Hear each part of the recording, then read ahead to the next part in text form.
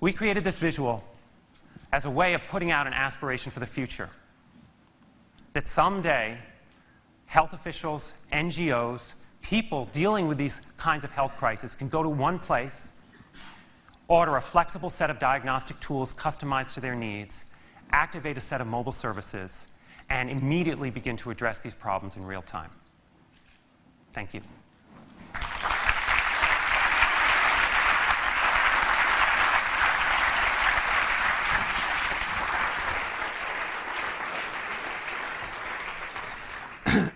And I'd like Zinni to come up too.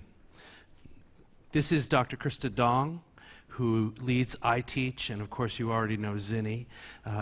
Some of you will know that Krista was here with us last year as well. I'd like to ask the two of them to talk about the kinds of endorsements we've had and who's gotten behind this project, both in the, well, why don't you just take it from there?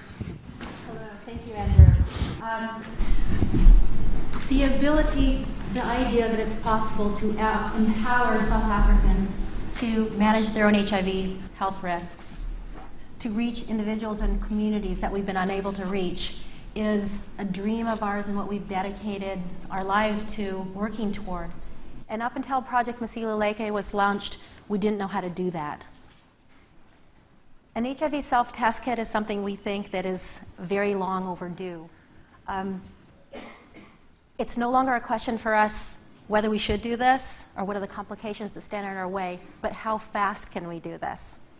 When hundreds of thousands of persons are suffering and dying, it's our obligation to move forward when we have a solution that we can feel in our hands that we really believe will work.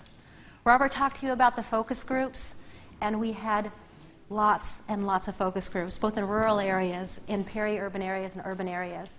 And it was uniform, that everybody wanted to test and wanted to test then and there. So our assumptions that South Africa was ready and that people would use this and they want this was confirmed over and over and over again on the ground. So we know we want to do this, but something that's a medical test is something you don't undertake lightly just because you're getting a groundswell of information from the community, which is critical.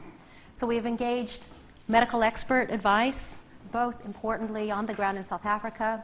A few of those individuals include Dr. Francois Venter, who is the president of the South African HIV Clinician Society, a renowned TB and HIV clinical research expert, Dr. Douglas Wilson, who is the editor and primary author of the South African HIV Handbook. Additionally, here in the United States, we have him with us here today, Dr. David Bangsberg from Harvard, who has dedicated his career to infectious disease, specifically HIV, in sub-Saharan Africa. So we have absolute experts that are advising us. But